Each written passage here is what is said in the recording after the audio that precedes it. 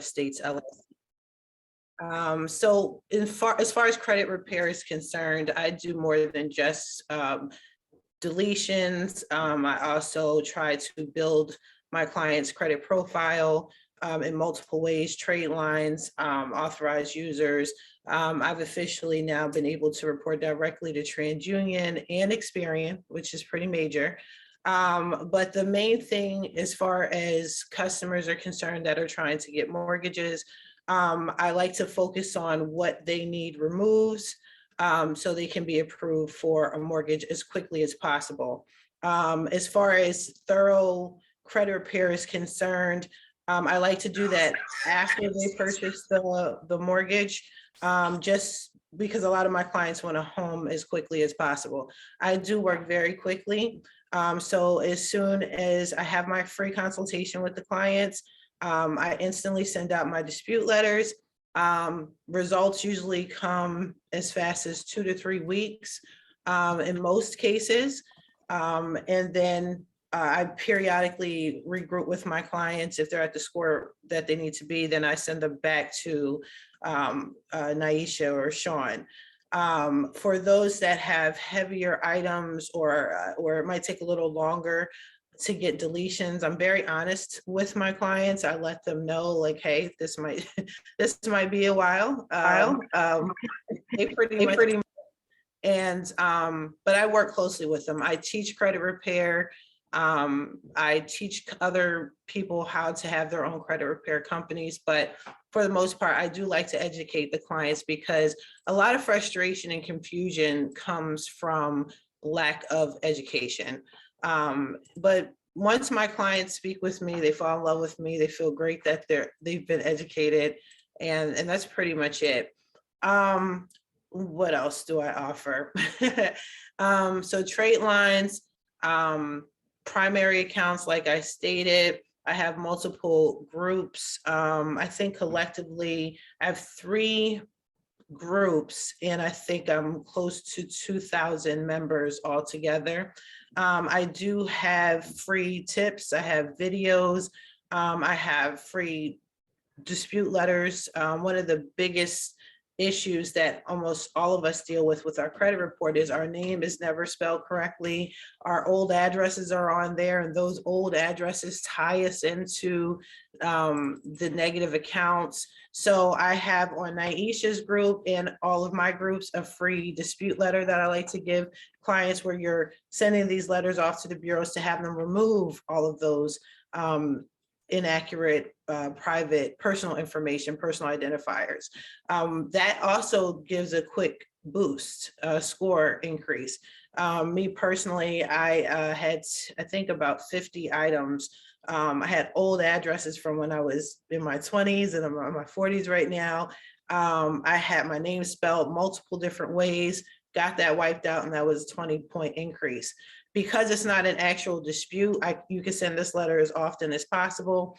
You can call. I have a free ebook that I give to clients too, where they can get their inquiries removed in 24 hours. That's extremely effective. So yeah, I do hacks, tricks. You know, I know your clients need a house and need a house as soon as possible. I got them covered. But in a nutshell, that's pretty much it. I'm always available. I am the client repair specialist for Naisha's group, my group. Reach out to me at any time, even if you just have some questions. Please don't be confused. Know for sure. Don't worry about YouTube, University of YouTube. We don't go that route. Forget about what so-and-so's mama did. Just come directly to me, and I'll pull up facts, and I'll help you. Make sure you're helping your clients and giving them the proper information so they can get a mortgage. That's all I got. Well, what do you mean by you report to TransUnion and Equifax? What does that mean exactly? Okay, so this is basically like a game changer from credit repair. So I have made myself a data furnisher. So if you look at your credit report, you're looking at creditors that are reporting to the bureau. So let's say you have a T-Mobile bill or a Verizon bill. Those are data furnishers, and you pay monthly to those to the creditors, and they report to the bureau. And that's basically a trade line. You are a primary account holder for that trade line. When you purchase a mortgage, that's the data furnisher. They're providing data to the 3 major credit bureaus. There's a whole bunch of other credit bureaus, but we're just going to talk about TransUnion, Experian, and Equifax, right? I have made myself a data furnisher. So you really don't need to be an authorized user with credit cards anymore, primary account holders with a credit card anymore.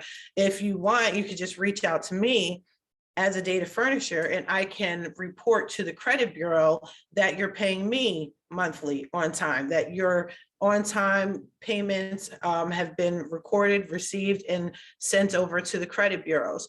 So that is what I mean by saying reporting to the credit bureau. I'm now officially deemed a data furnisher company. Perfect. Thank you.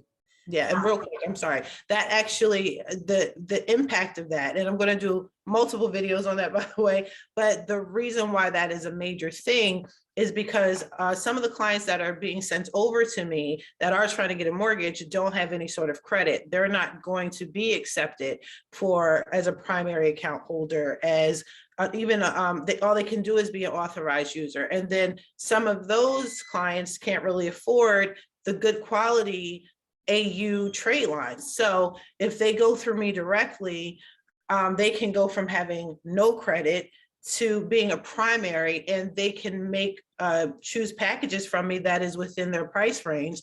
And one of my companies reports live, like instantly will go on your Experian account. So this is a very, very good thing that I am now deemed a data furnisher company with not just one company, but 2 of my multiple companies.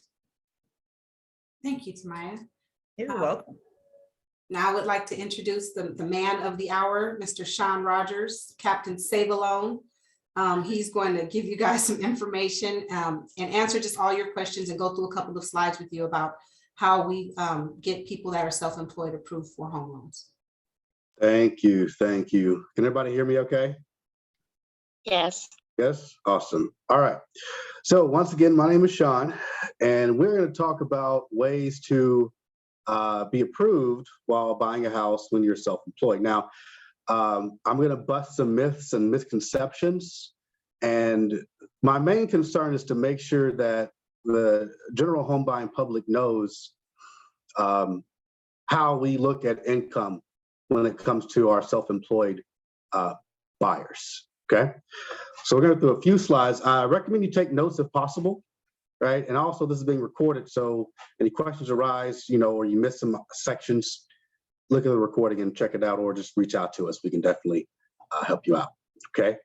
Now, let's see if I can make my deal work.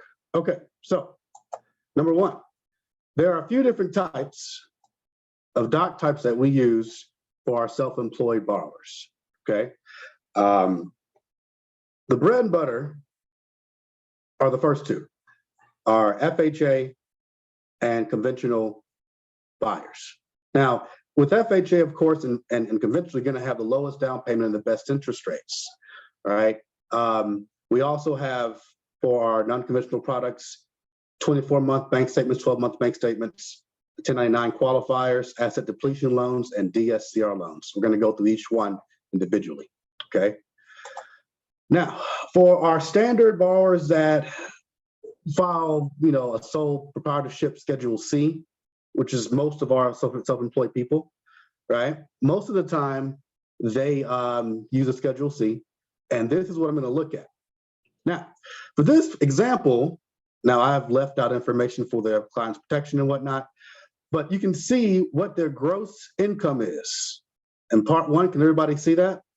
Part 1, gross income. That's what their gross income is. This is one example, okay? What we're gonna look at mainly is line 31. Line 31 of the Schedule C. Now, when it comes to this line 31, this is what they show, this is what they told Uncle Sam that they make. They said, hey, Uncle Sam, I made negative $17,000 this year. I don't owe you any money because I didn't make any money, right? However, that's what I'm going to use to qualify you at, which basically comes out to be an obligation on a monthly basis, right? So when it comes to these line items, there are a couple of items I'm going to add back in for qualifying income. For example, I'm going to use line 30. I'm going to add that back in if something does exist there, right? Then I'm going to add back in depletion and depreciation, line items 12 and 13. I'll add that to the bottom line here, and I will use this number to qualify. Now, let's say, for example, my man did this for 2 years in a row, right? I'm going to take this figure, multiplied times 2, divided by 24. I'm at negative 1434 a month. That is his income that I will use to qualify him or her at. So this will count as a monthly obligation at that point. So it'll deduct from whatever other income they may have. So all in all, when we have people that are self-employed, I do realize that we write things off to lower our tax liability, which is all fine and dandy. But when you go to buy a house, when we're using standard qualification methods, this will bite you in the butt, okay?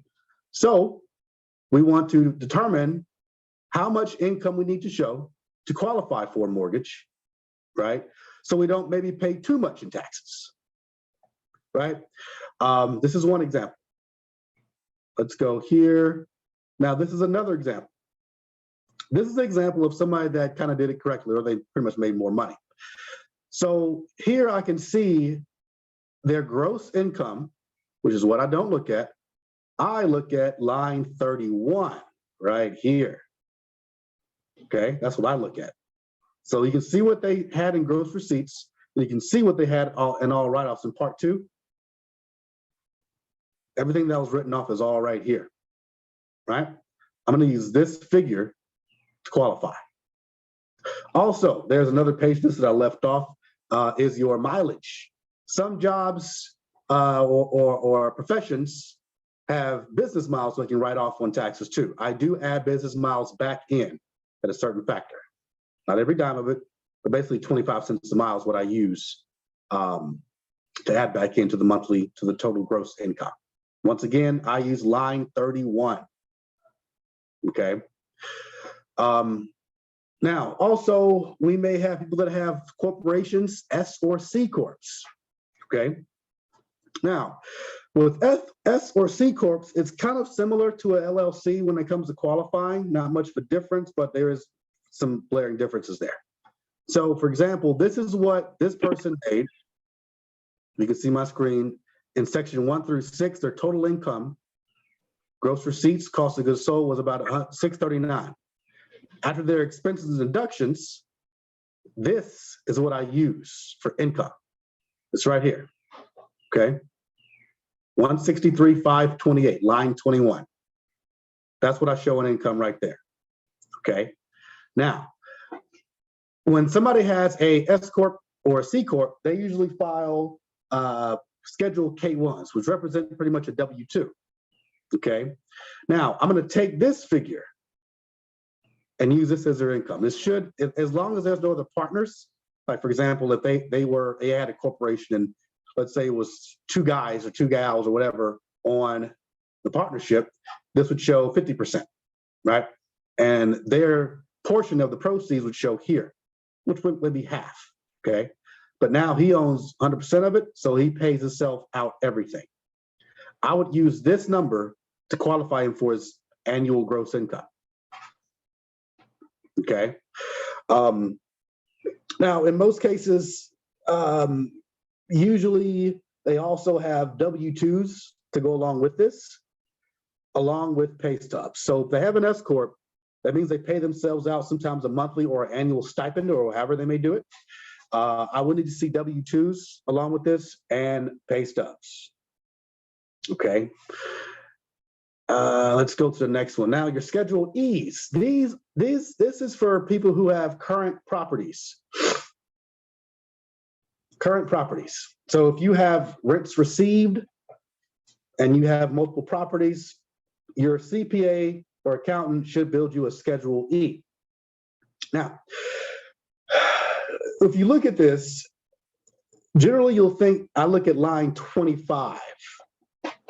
but I don't to a certain extent. Okay. So it's the tricky formula that I use to calculate what I use for income for these 3 properties. So check it out. Here's what I would do in this situation.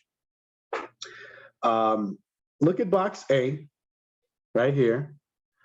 They received about $19,800 in rents for the year. Then I'm going to subtract the expenses, line 20, $13,000. Then I'm going to add back depreciation, taxes, repairs, if any, interest paid to banks, insurance, and that's usually it. And sometimes there's items in line 19 like HOA dues or something like that that I can add back into. Now, in most cases, this usually gives me a positive figure at the end of the day, depending upon how it's structured, and I would use that as income also. This would offset whatever they show for lease agreements. This can bypass lease agreements when it comes to full dot qualify. Okay. Sometimes they have multiple properties. I'll add these all together and take an average. I'll put them for each actual property, and then we'll be good to go. All right. Now, once again, you guys may not even see this usually, but this is something more on my side. But rest assured that if you show a loss on your Schedule E, it usually ends up being a positive net gain when I'm done with it. Okay. Now, let me go back a couple of slides here before we get into the non-qualified mortgage options and talk about how many years do we need on these tax returns. Now, if I'm using conventional Freddie Mac, I can usually get away with 1 year of returns.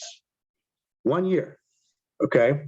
So if somebody had a crappy 2020 because of COVID, but had a great 21, and you filed 21 taxes, I can bypass 2020, 2019 returns if I use 21, if I use Freddie Mac. The catch is you have to have owned your business for at least 5 years. 5 years, okay? If you've been in existence for 5 years, I can bypass using 2 years of returns and use 1 year, and we're good to go. Keep that in mind. That's only on Freddie Mac. Now, between Freddie Mac and Fannie Mae, the conventional options, the pricing in most cases is usually higher, slightly higher on Freddie Mac.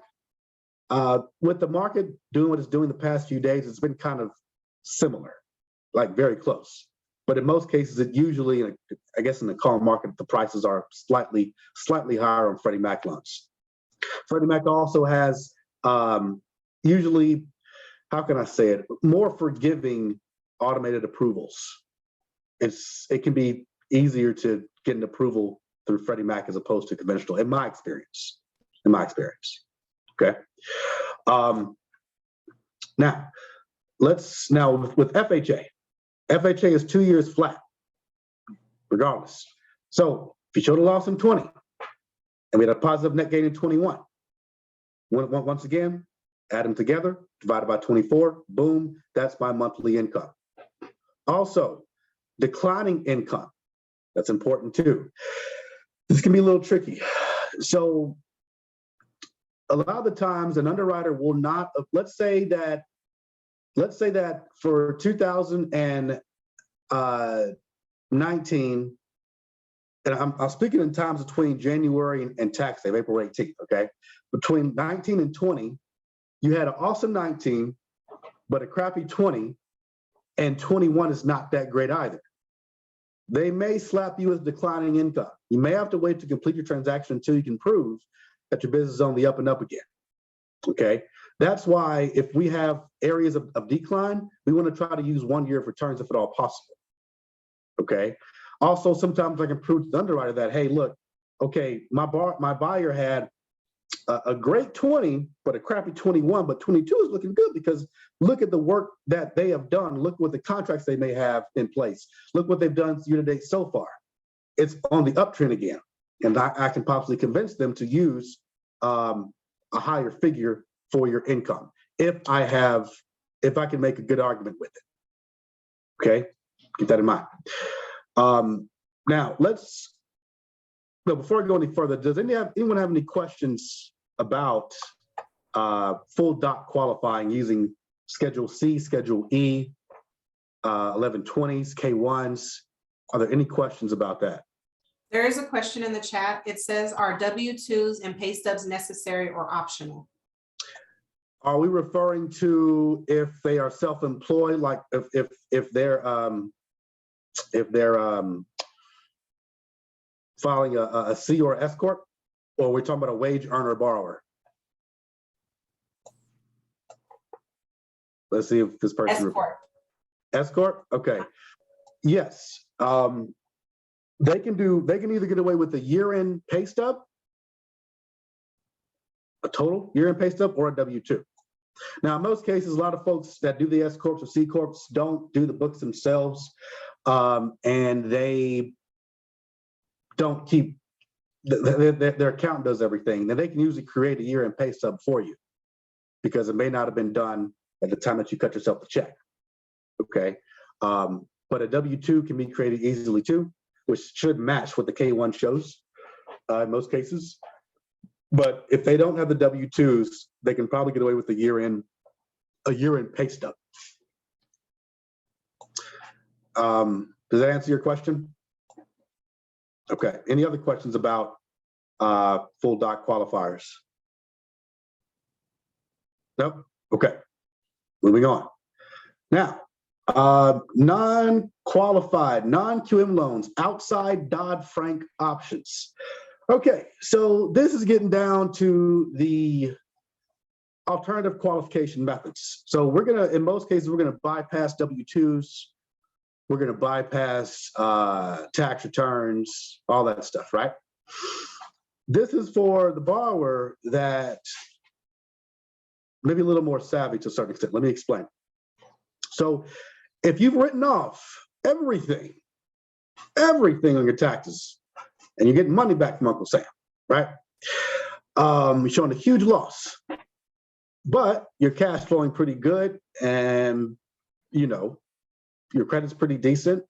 I can use your bank statements to qualify you, or if you haven't filed taxes, right? I can use 12 to 24 months of the bank statements to qualify you. Now, on the bank statements, this is where a lot of people run into problems. I'm not going to use every single deposit on there. They must have a business purpose or business related. I will source deposits, right? So if you're getting a bunch of invoices in, I'll probably need to see those, right? If you're putting in cash, I can probably take that if I have a cash intensive business and you have a receipt, a deposit receipt, or some kind of ledger that shows that, hey, this is for my business. I own a food truck and it's cash heavy, right? And this is my ledger for that day's sales or whatever it may be, right? Or if I'm a barber and I get paid heavy cash, this is my ledger from how many heads I've sliced up for the day, and here it is, right? Most deposits have to be able to source and make sure I have a business purpose for it. Remember, even if let's say there's $10,000 a month in deposits, depending upon your business type, I may not be able to use, I actually won't be able to use all 10K of those deposits. For example, let's say, what's a good way to put this? Let's say that somebody owns a hair salon. It's a good example, a hair salon. And with the hair salon, you may be product heavy, right? You have cost of goods sold to a certain extent, right? Even though it may be cash intensive, your monthly business expense, okay, may be 50 to 60% of your deposits. So I'm going to take that 10K and slice it down to 5K a month, okay? Unless you can get a letter from your CPA stating that, hey, Naisha's deposits or Naisha's business expense is 30%. So now I'm going to use 70% of your deposits to qualify you, give you more money, okay?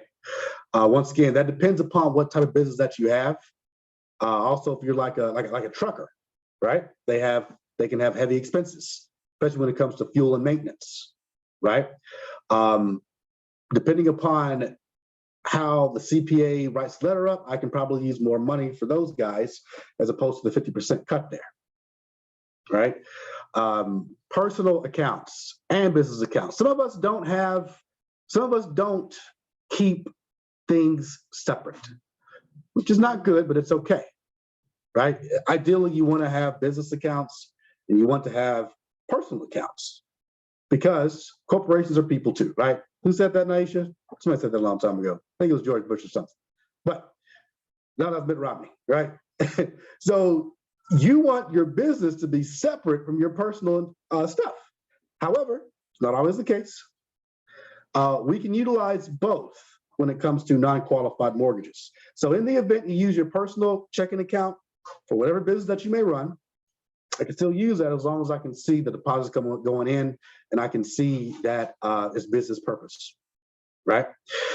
Now, one thing you need to be aware of on any of the income options that we talk about today, you will pay a higher interest rate, period. It's going down. It's going to be higher. Now, this could be a good thing. Let me explain my reasoning behind this.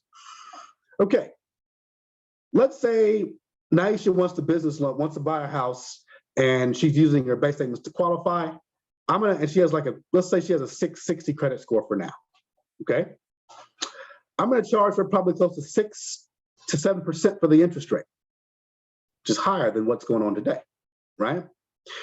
However, what Naisha won't have is mortgage insurance, number one. And number two, she won't have to pay Uncle Sam huge sums of cash in taxes. See, guys, somebody's going to get paid here. It's either me, the bank, the lender, or Uncle Sam. Who wants to get paid?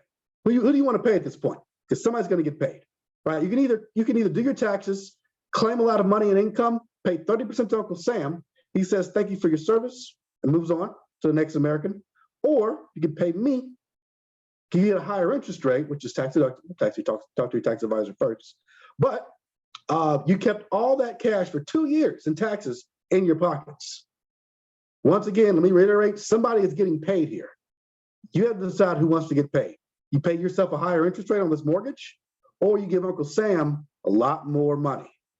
Think about that. Okay. The rates are higher. Don't let it scare you. The rates are higher. And maybe later on, if you want to get out of this loan, maybe you want to pay, a higher tax yield, right, on your last year's tax returns. Maybe you want to do that, right? Because then you'll need a 2-year average or maybe a 1-year average, right? And a higher credit score to refinance out and drop the rate back down. But how much are you really saving if you go down that road, right? So think about that before you disqualify yourselves from a bank statement loan or a DSCR loan. Okay, next, 1099 loans. These are pretty good too. So there are some non-payroll employees out there, people that work for a company, but they're not W-2 wage earners, right? So they're classified in my eyes as being self-employed. I'm sorry, let me go back one. Did anybody have any questions about bank statement loans, the bank statement qualifiers? Are there any questions about that before I go to the next segment? Anybody? Nope. Okay, moving on. All right, 1099 loans. So once again, there are some people out there that maybe may work for a company or are contracted through a company, but they're not employees, so they get paid via 1099. I can use this income and bypass your tax returns because once again, this will show up on your Schedule C, right? It's a Schedule C type income. You are a sole proprietor or self-employed in my eyes, okay? I can use 90% of what I see on the 1099. You have to be a 1099 employee for at least 2 years. Or let's say you guys are at a W-2 job, okay? And then the company says, you know what? To save us money, to cut costs, we're gonna make everybody a contractor. They'll save a lot of money in payroll costs. They'll save money in benefits, right, etc. That's okay too. So let's say 1 year in 2020 you were W-2. You get the phone call from your company and they say you were cutting you. Now you're contracted an employee, but we'll pay you more money or whatever, right? Then the next year you are officially 1099. Now, if you've been in the same business for a certain amount of time, okay, I think it's usually 3-4 years. you've been in that line of work, I don't need 2 years of 1099s. I can usually go with 1, but ideally we want 2. Okay, and once again, so this is about a 10% down with a 660 credit score. Guys, keep in mind, you can't, on these income loans, you can go lower than a 660 credit score. I can go down to probably a 600 or lower on these bank statements and non-QM loans. It just requires more money down. You're looking 20, 25% down. So you really want to have a better credit score if at all possible. But if you're just cash heavy and you can't afford to put it down, God bless you, that's great. But if you want to put less down, we want to be at 660 or above, if at all possible. Okay. Also, once we crack 700 on these income loans, it's usually about 5% down for the bank statement, full doc, and I think this one too. I will check and see. There's a question here on Schedule C, line 31. What does a dollar amount need to be qualified for a decent amount home? That, my friend, will depend upon what the rest of your debt load is. That's a vague answer, I know. So it would depend upon what debts you have outgoing and what purchase price you're looking at. I would need 2 other variables to figure out the answer to that question. Kelly. Okay. The next option we have now, does anybody have any questions about 1099 miscellaneous income? Any questions about that? If you do, just put them in the chat. And I'll catch it. Okay. The next one is asset depletion loans. These are for our cash heavy investors or people that have a lot of money. Essentially, they're going to take what you have in assets divided by 360, okay? And I'll use that as monthly income. So let's say you guys, let's say, for example, somebody has a regular wage earner job, but they have a lot of assets, right? And let's say I have a debt to income ratio that is exceeding the limits. I can utilize what they have in retirement as asset depletion, okay, and hit them with income for that. Okay, keep that in mind. I rarely do these, but they are available. And they really can get you out of a bind without cashing out your 401k or retirement or your whatever cash you have on hand. Okay, they don't force you to put the money in an escrow account. It just stays in your account. We just use that just to say, okay, in the event we need more income, we can pull from this to supplement his monthly gross income from his whatever job he may have right now.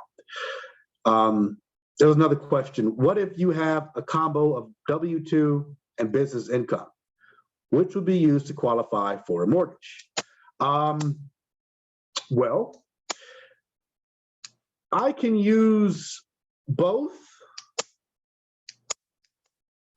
I might ignore one depending upon how it looks. So for example, let's say Naisha is working as a,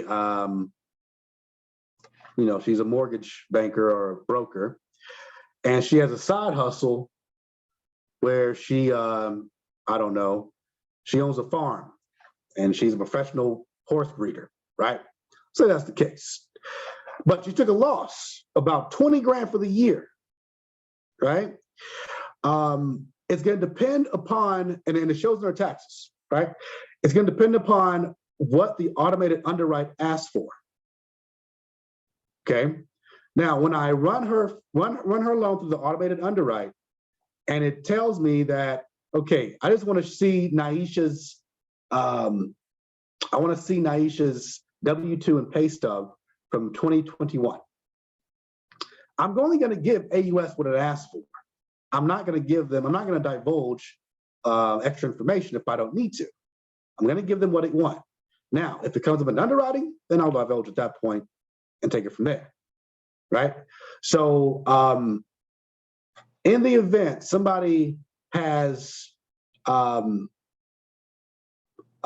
side hustle and they put it on their taxes, okay, and I need to see the taxes, I'm going to hit them with the loss or the gain. Okay. Now, if the AUS or automated underwrite does not ask for that, I'm going to leave it alone and let underwriting decide how they want to play it. But in most cases, I'm going to leave it off. If they don't ask for it, then I don't need to see it. Okay. Does that answer your question? Yeah. Okay. All right. Let's talk about our last option here, the DSCR loan.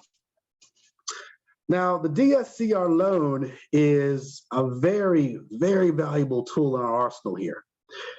Long story short, if the income of the property, subject property, covers the payment, including principal, interest, property tax, insurance, association, or condo fees, then you will qualify. There is no debt ratio on this loan. Okay? There is no debt to income ratio using your income. We don't even put a job on the actual application. We leave it blank. All right? So essentially, yes, you can be self-employed, showing losses. You can be unemployed, getting passive income, whatever.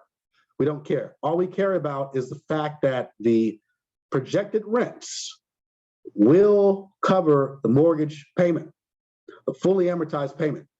How do we calculate what the income is going to be from the property? We will be using it's called a market rent schedule when we appraise the home. The appraiser will give us market rents. We'll use that figure to qualify.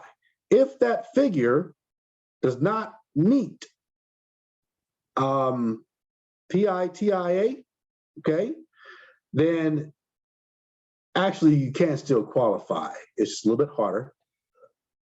They may require more reserves, and you'll pay a higher interest rate. Okay, no more than usually 115% of the actual PITI, but you want to be at 100 if possible, or less. Okay. Also, with this, they do want 6 months of reserves. 6 months. So they want 6 months of mortgage payments in some kind of account, socked away for rainy day. Okay. You're not putting that extra 6 months down. You are just showing it that you have it available just in case we may need it. Business purpose only. So you cannot buy a primary house with this. You cannot buy a second home. It is only investment properties or business use properties. Okay. Can it be an Airbnb? What you do with the property, yes. We don't, well, okay. If the property is already being used as an Airbnb right now, I think they just came out with these guidelines here a couple of months ago. I have to look into that. But usually the appraiser will just use market rents. If we can prove an Airbnb ledger from the previous owner, I could possibly use that and use those rents to qualify. Okay. Also, on the DSCR loans and all of the non-QM loans we talked about, all of them, the lowest loan amount that I will touch is $100,000. I will not go beneath $100,000. So if you find a house for $150,000 and we have a down payment, we want to make sure the end result is more than $100,000. Below that, no lender will touch it usually. Well, I haven't been able to find one yet that'll touch it below $100K. It's not profitable. Okay.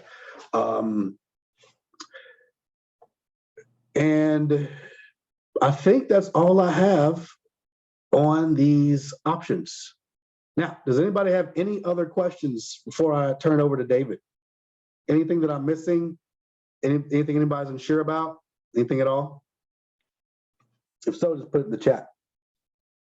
And if you think of something later on, just shoot me an email or a text message, and I will make sure the question gets answered. I want to introduce David Sherwood. He is with Lendbase.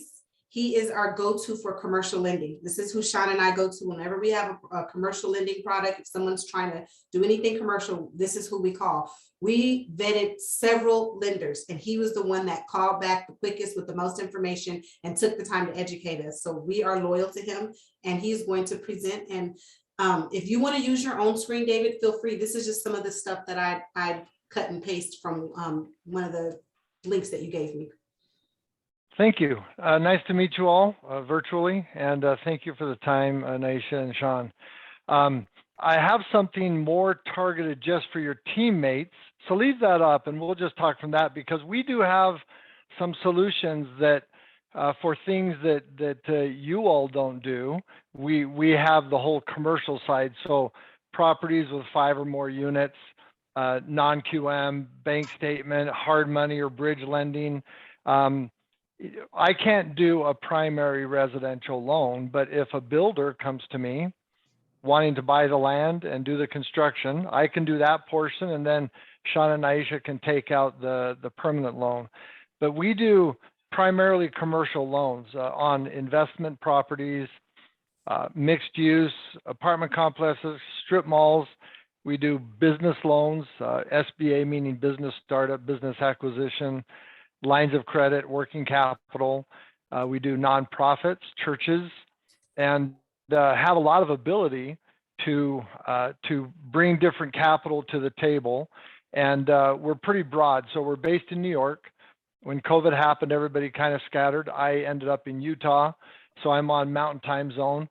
But we lend in every state, and we have an interesting model that gives us an incredibly broad ability to lend.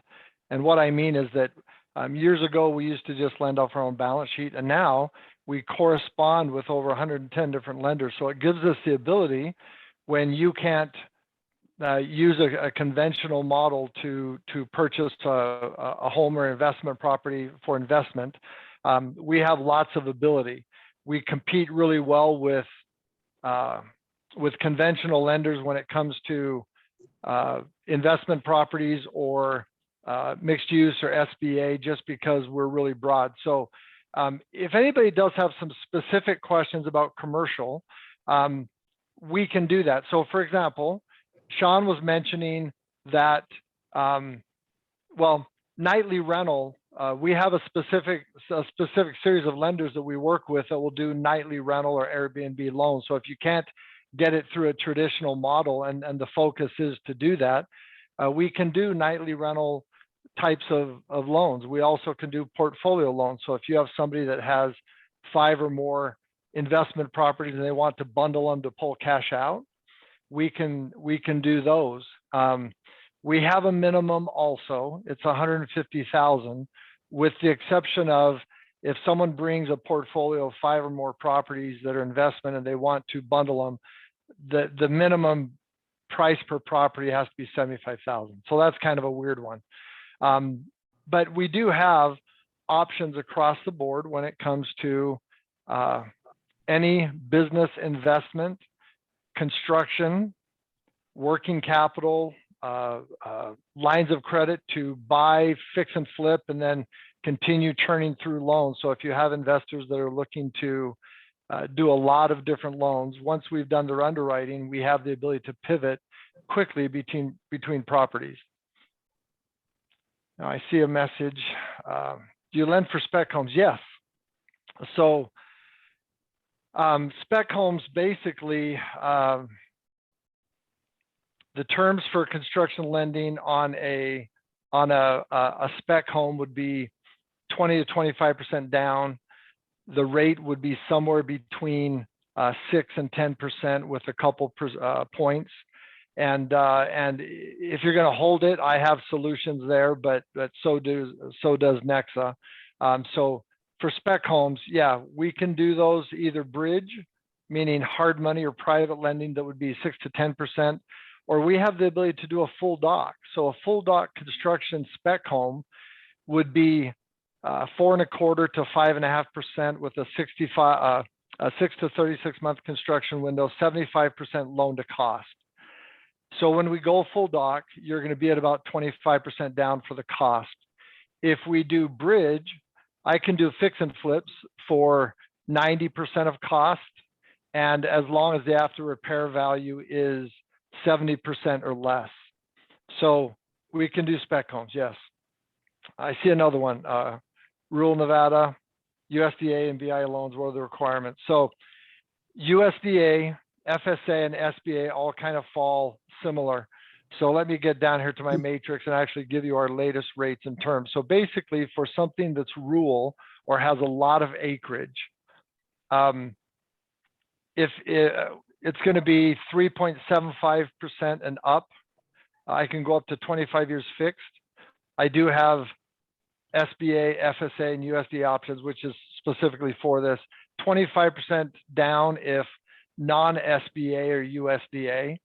If it is a USDA or SBA, it's not, up to 90 LTV. And we can do farms, horse ranches, or just raw land. Can we DSCR a loan used to be added and add an ADU? Yes. So primarily, all of our loans are debt service coverage ratio. So for those that may not know, that's just the commercial version of a DTI, right? The property, the projection, or the P&L has to service the loan. And a generic number that's pretty standard is 1.25. So if I can show a DSCR of 1.25, I'm pretty certain we can get the loan done.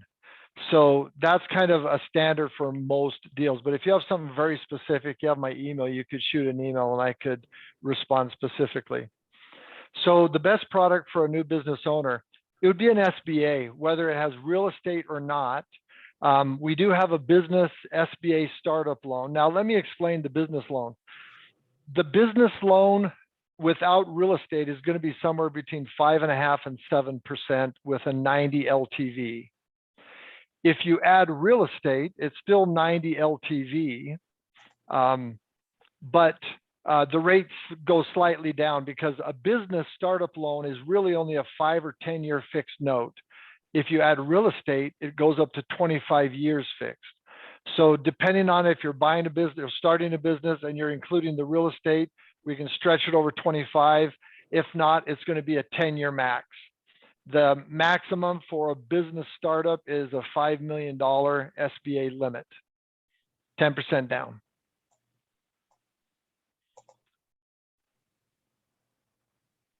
Okay, so there are some interesting things that we do. Since no one's asking a question, I'll actually just kind of throw some things out. One of the things that we do to be really creative is I have options for bankruptcies, for felonies, for anybody that has even really bad credit. We have private and hard money available.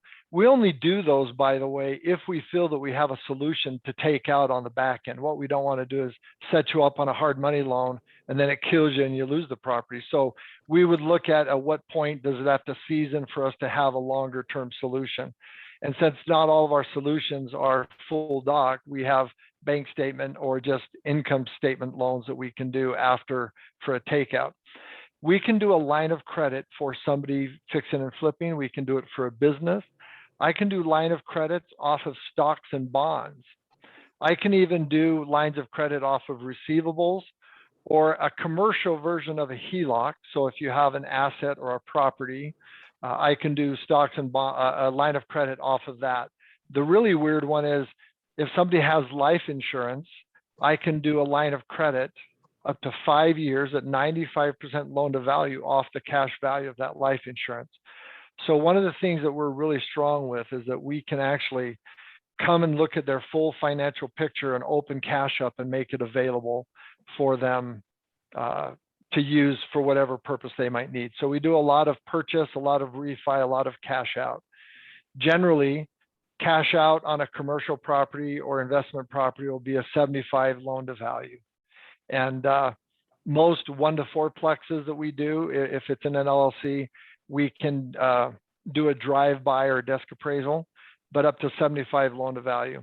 Same with what we call an owner occupied. So a business occupying a loan, we can do construction, we can do build, we can do cash out up to 90.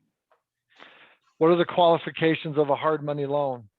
So depending on the use of the hard money loan, generally you will need to bring 25% down. And basically the qualifiers are, we'll have a hard money application. We want to see a personal financial. We'll want an address of the property and a resume. So the qualifications are actually pretty simple. If you have 25% down and whatever you're going to do with the property, we can negotiate in points and rates. So typically it's, 6 is the best I've seen, but it's typically 6 to 10 or 11. And then you've got 2 to 4 points. Well, if you want an 8% hard money loan, you're going to pay more points. If you want fewer points, you will have a higher rate. So it's very, very simple. If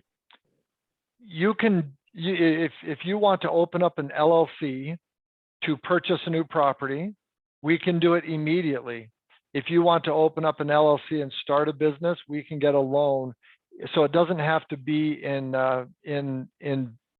it doesn't have to, actually a lot of people start up LLCs after we start the loan process. So there's no requirement in regards to how long an LLC has been created for a business.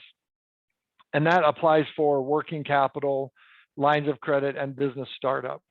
So we do have some qualifiers in regards to a working capital loan for a business or for a line of credit or for a business startup or business acquisition and purchase. Sorry, I'm just answering questions, and I forgot that people might not be seeing what question I'm answering.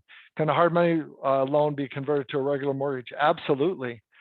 If you need somebody if you need to get a property off the market, you can use hard money and get it off the market immediately, and then call Nexa, call them, and they'll take care of the permanent loan.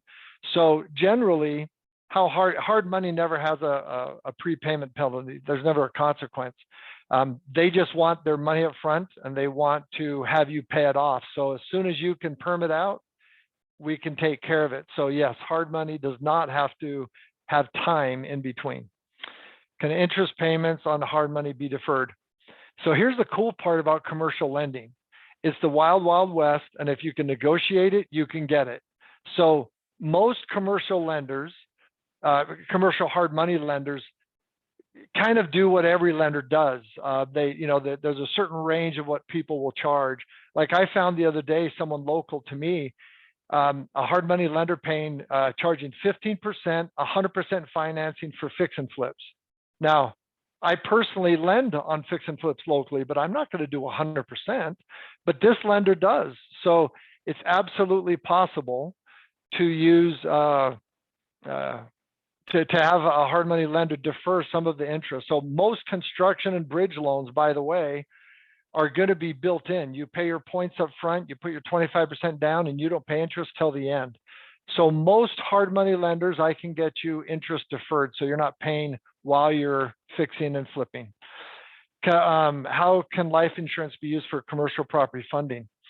So if somebody has cash value on life insurance, we have a lender that will take an assignment on that life insurance, give you 95% of the value of the cash value of that life insurance policy, and do a 5-year term line of credit, checkbook authority at 3.45% interest rate. So you don't pay anything if you don't use it, but when you do use it, you pay 3.45, and it's up to 5 years, checkbook authority line of credit. If you have a limited resume, can you form an LLC with a contractor with experience? Yes, that's how I did my first one. I partnered up with a contractor. That was the experience. I was the money, and that's what we did. We went and did a hard money loan, acquired the hard money. I brought the 25%. So yeah, you get experience one of two ways. You either have it or you buy it. And so you're going to partner with someone, and however you structure that partnership, whether it's equal or whatever, yeah, you don't personally have to have experience to get a commercial loan. And the reality is, if that was the requirement, there would be 0% new businesses, because everyone has to start somewhere. The great thing is, for full doc loans, SBA is built for a person with no experience buying a business or doing something. On the contractor or real estate or fix and flip or build, we can borrow the experience of a contractor? Good question. They're all good, but yeah. Naisha, any particular questions, or Sean, that you think people might be interested in that maybe can't come from your side all the time? Yeah, one is one that I get a lot is what was it called? Portfolio purchases. Yes. So buying portfolios of homes or apartment complexes. Yeah. Okay. So a portfolio loan, again, so I know that there's a terminology. Some companies mean portfolios off of that company. They're lending it themselves. With us, a portfolio is if someone wants to buy 2 commercial buildings, I can do a combined loan, or if they bring 5 1 to 4 plexes, I can bundle 5 or more into one loan. You can either refinance properties into a portfolio and pull cash out up to 75%, or you can purchase a portfolio loan.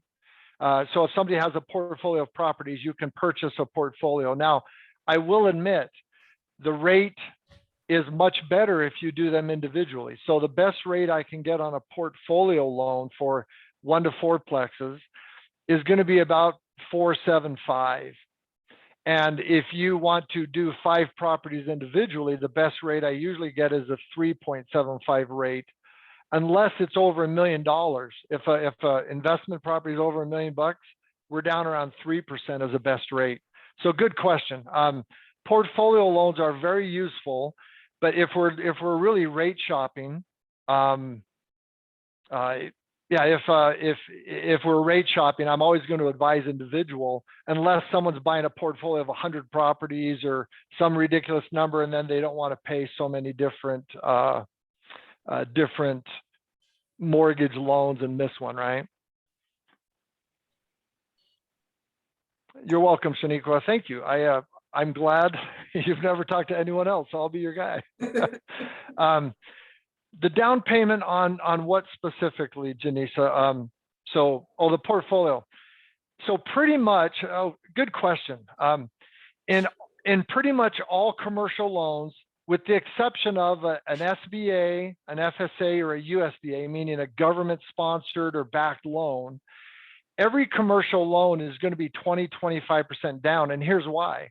When you buy a personal home or an investment property through Nexa, you're going to have mortgage insurance until you have at least 20% equity, right? Well, the problem is, in the commercial world, we really don't have commercial insurance requirements. What the lenders do is they just require that you bring 20-25% down. So pretty much, unless the government is through one of those entities is guaranteeing the loan, they're most likely going to require 20-25% down. Now, here's the one way around it. Let's say you have another property you want to use as collateral, and then the seller wants to hold some back, or we have another solution where maybe we're bringing cash. So we can navigate other collateral with cash, with seller holdback, and get to that 20-25%. So again, the rule, it's the wild, wild west. We can be really creative to help get to a solution, but that's really what most people are wanting is lenders are going to want 25% down. I can do equipment leasing and equipment purchase. Equipment loans start at about 3.5%.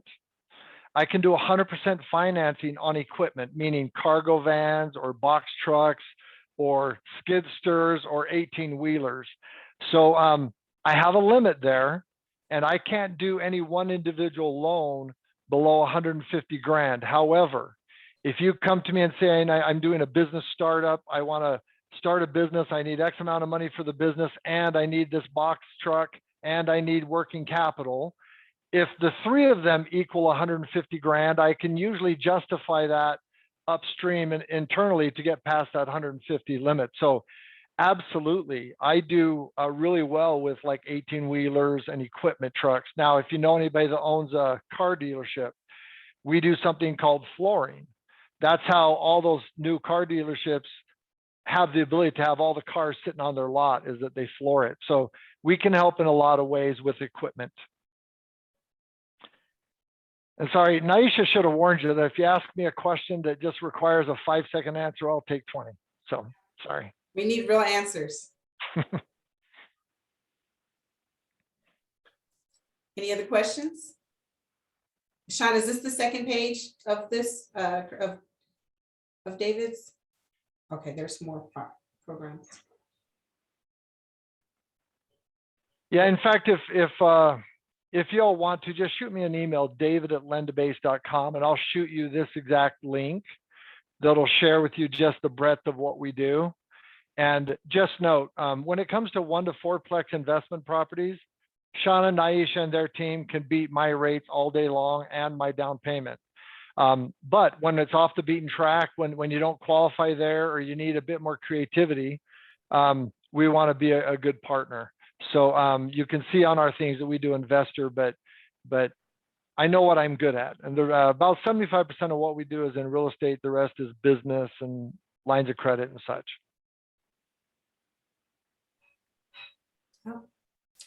We have any other questions? Everybody has our contact information. I've got several emails. I've sent Sean's number out. We've got David's number out.